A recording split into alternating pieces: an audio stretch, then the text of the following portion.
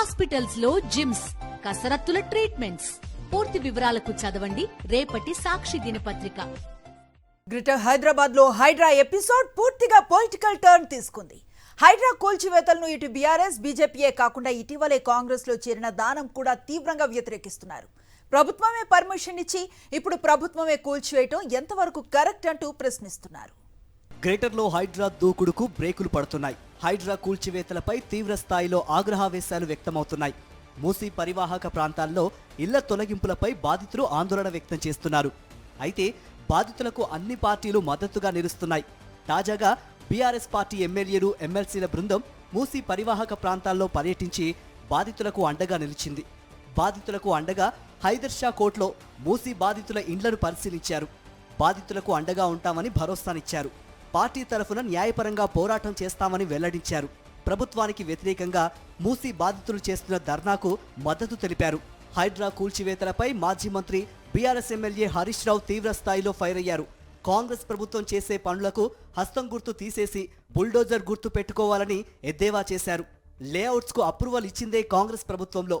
కాంగ్రెస్ తప్పిదాలకు పేదలు బలి కావాలా అని హరీష్ రావు ప్రశ్నించారు. కాంగ్రెస్ ప్రభుత్వమే నాడు అధికారంలో ఉన్నప్పుడు లేఅవుట్ అప్రూవల్ ఇచ్చింది, రిజిస్ట్రేషన్లు చేసింది, మున్సిపల్ అనుమతులు ఇచ్చింది, ఇల్లు కట్టుకున్నాక యూటిలైజేషన్ ఆక్యుపెన్సీ సర్టిఫికెట్ కూడా ఇచ్చింది.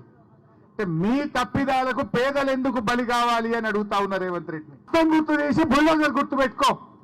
ఏం పేదలను బుల్డోజర్లు పెట్టి ఇబ్బంది పెట్టారా? తెలంగాణలో హైడ్రా పాపం కాంగ్రెస్ కు తప్పకుండా తగులుతుందన్నారు కేంద్ర మంత్రి బండి సంజయ్. ఇందిరమ్మ రాజ్యం అంటే పేదల ఇల్లు కూల్చడమా అంటూ ప్రశ్నించారు. ప్రభుత్వం ఇప్పటికైనా హైడ్రాపై సమీక్ష చేయాలన్నారు.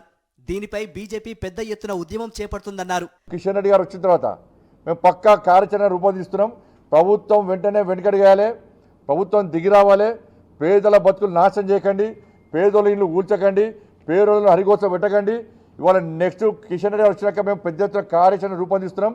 మామూలు కార్యాచరణ కాదు, నెక్స్ట్ బుల్డోజర్లు వచ్చేటి భారతీయ జనతా పార్టీ కార్యకర్తల నాయకుల మీదకెళ్ళి పేదోళ్ళు ఇంటి మీదకోవాలి. ఇక హైడ్రా కూల్చివేతలను ఇటీవలే బీఆర్ఎస్ నుంచి కాంగ్రెస్ లో చేరిన దానం నాగేందర్ సైతం వ్యతిరేకిస్తున్నారు.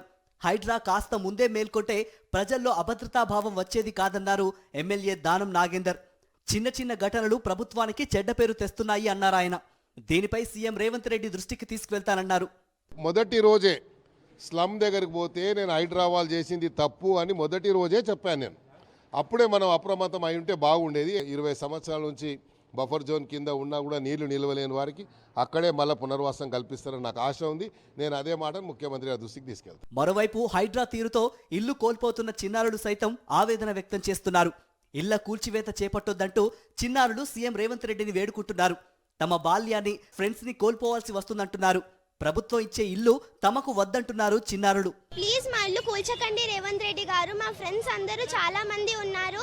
ప్లీజ్ మేము ఆడుకోవాలి, మాది ఆడుకునే ఏజ్. ప్లీజ్ మా ఇల్లు కూల్చొద్దు. ప్లీజ్ మేము మిమ్మల్ని రిక్వెస్ట్ చేస్తున్నాం. నా మదర్ చైల్డ్హుడ్లో వాళ్ళు మధ్యలో కట్ చేస్తుంటే రేవంత్ రెడ్డి ఎట్లా ఉంటుంది? ఎట్లా నేను ఎక్కడికి వెళ్ళాలి? ఇప్పుడు ఎక్కడ ఉండాలి? అయితే మూసీ నిర్వాసితులను ఆదుకునే విషయంలో హై లెవెల్ కమిటీ ఏర్పాటు చేస్తామని మంత్రి శ్రీధర్ బాబు ప్రకటించారు. ఎవరూ ఆందోళన చెందాల్సిన పని లేదన్నారు. పేదలను కాంగ్రెస్ ప్రభుత్వం ఆదుకుంటుందని చెప్పారు.